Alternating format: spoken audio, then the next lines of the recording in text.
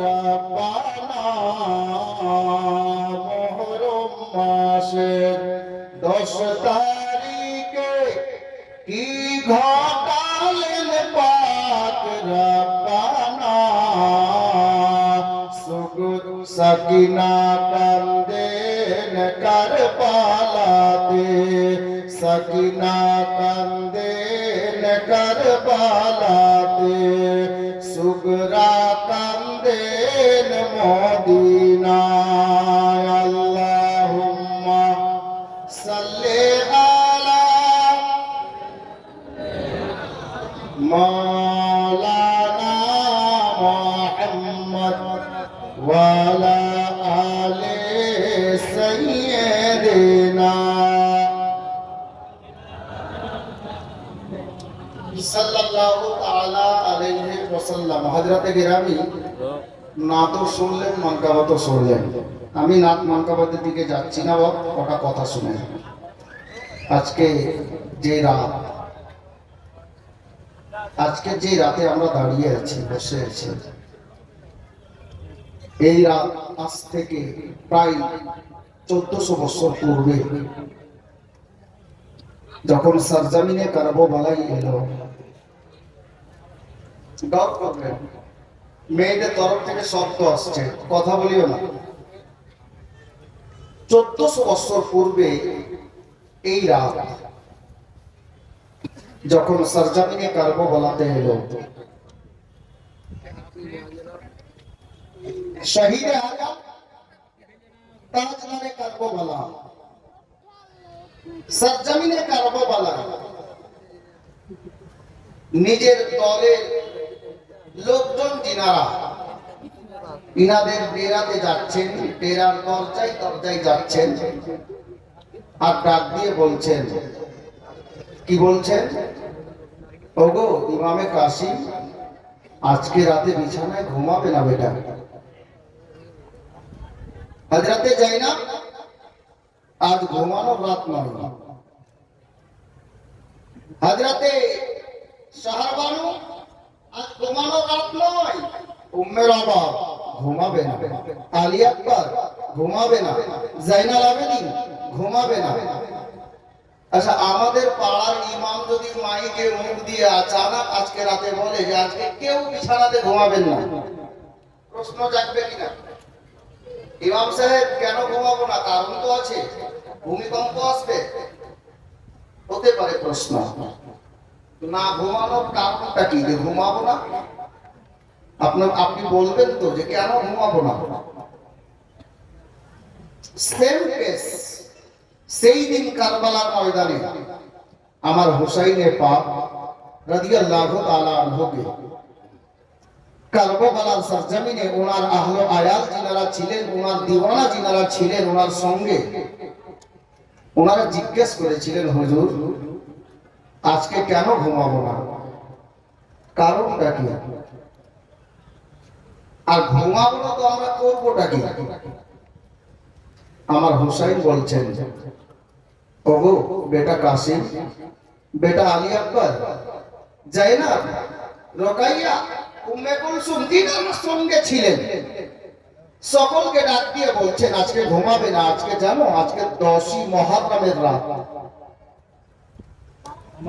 এই তারিখে আল্লাহ তাবারক ওয়া তাআলা নিজের বান্দা বান্দীগণের দুআকে কবুল করে থাকেন। আজকে কেউ ঘুমাবে না, তো হুজুর আমরা করব কি? তো করবে কি জানো? আমার হুসাইন বলছেন, প্রত্যেকটা বাবা ইয়াদ রাখে, মনে রাখে, হুসাইনের মতো বাবা তো দুনিয়াতে আমরা কেউ হতে পারবো না। তবে যদি চেষ্টা করি উনার গোলামের কদমের ধুল যদি হয়ে যায়, এটা আমাদের ঈমান ও আকীদা যে কাল হাসরের ময়দানে আল্লাহ পাক আমাদেরকে হুসাইনের দলেই দাঁড় করবে। হযরতে হুসাইনে পাক বলছেন নিজের আহলে আয়ালকে লক্ষ্য করে কারবালার ময়দানে, তোমরা আজকে ঘুমাবে না, তবে করবে কি জানো? কেউ নফল নামাজে সময় অতিবাহিত করো, কেউ আল্লাহর জিকির আজকাল করতে থাকো। তবে আমার নবীর হুকুম,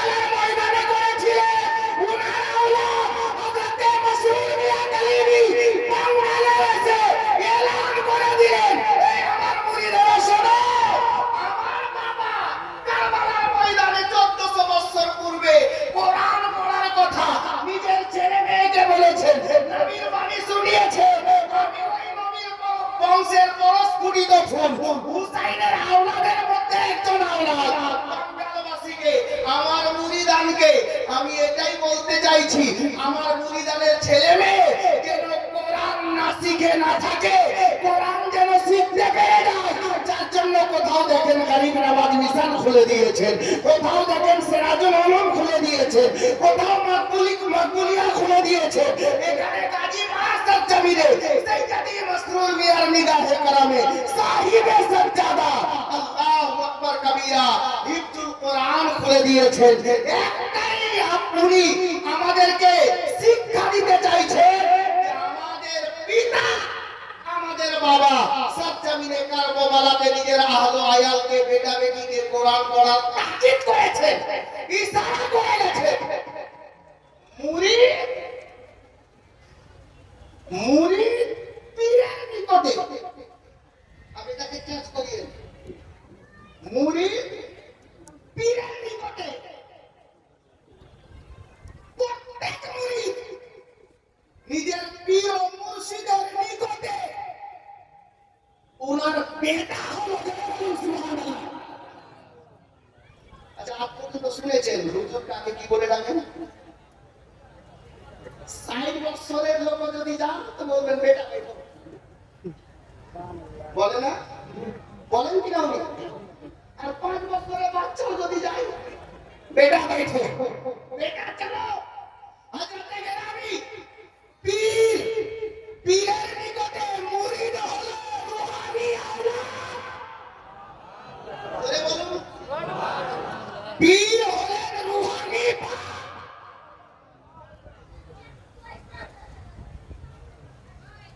এখানে তো অনেকটা পয়েন্ট বেরিয়ে আসছে কোন দিকে যাই কিন্তু কারবালা যেতে হবে আমরা কারবালা ওয়ালা আছি 72 ওয়ালা আছি হযরতে গেলামি ইনশাআল্লাহ তাআলা আমি ওদিকে নিয়ে যাচ্ছি মুরিদ হলো পীরের নিকটে রূহানি আওলাদ মানে বেটা তো নিজের বাপকে কে কে ভালোবাসেন হাত তুলে দেখেন তো মেয়েরা না ছেলেরা আছে আচ্ছা এই বাবা আমি তো শুধুমাত্র বললাম যে নিজের বাপকে কে ভালোবাসে একটা বাপ তো হলেন আপনার জন্মদাতা বাপ যিনি আপনাকে জন্ম দিয়েছেন ঠিক না এটা হলো জিসমানি বাপ আশা করছি বুঝতে পারছেন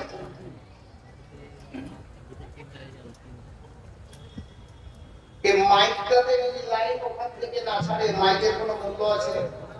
বাজবে এই যে আপনারা দেখছেন আমি দাঁড়িয়ে আছি আপনাদের সামনে আছি না এখানে একটা প্রত্যেকটা মানুষের আত্মা আছে দিল আছে এই দেহের মধ্যে যদি রূহ ভাই ক্যাচ করো কল্পনা ক্যাচ করো অনেক দামি কথা আছে এই দেহটার মধ্যে আমি আসমাউলের মধ্যে যদি এই রূহটা এখনই 2 সেকেন্ডে বেরিয়ে যায় আমি এরকম দাঁড়িয়ে কথা বলতে পারবো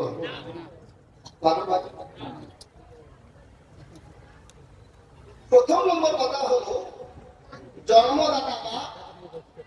উনি হলেন জিসমানি বাপ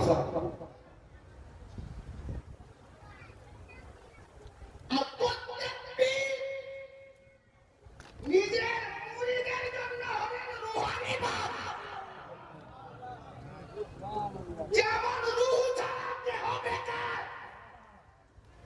কোনো মূল্য নেই আর আগে বাড়বো আশা করছি বুঝে গেছে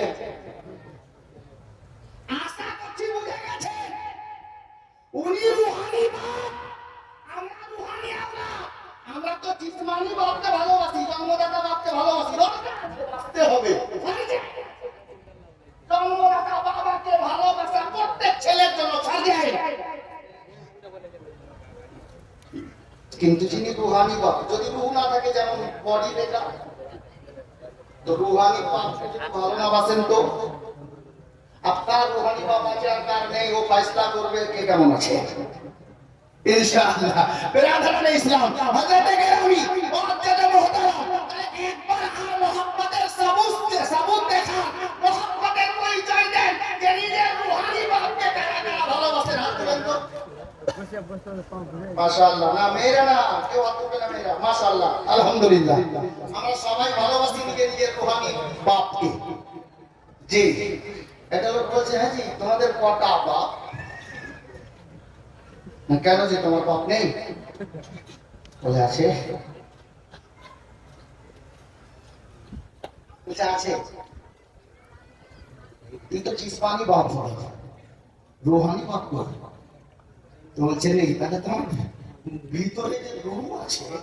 তোমার ভিতরে যে পাস আছে এর কোনো গ্যারান্টি নেই হযরত আমি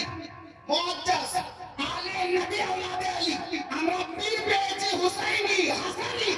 হযরত আমি আজ আমি আপনাদের নিকটে বলতে চাই কারবালার সরজমিনে যে ওয়াকিয়া বলতে যাচ্ছিলাম বলার আগে আমার হুসাইন তো কোরআন পড়া বাকি সরজমিনে কারবালায় দিয়ে আপনার আমার পীর মুর্শিদ সৈয়দি সনদি মুর্শিদি খাজা সৈয়দ মাসরুর মিয়া কলিমি বাঙালির বাড়ি বাড়িতে মুরিদানের বাড়ি বাড়িতে আপনার নবীর আল্লাহ আল্লাহ আল্লাহ কোরআনকে পৌঁছে দেওয়ার জন্য নবীর হাদিসকে পৌঁছে দেওয়ার জন্য শরিয়ত তরিকত হাকিকত মারিফতকে পৌঁছে দেওয়ার জন্য নবীর ঘর মাদ্রাসা কায়েম করে দিয়েছে নবীর ঘর মাদ্রাসার জন্য আপনার পীর মুর্শিদের মহব্বতে আমি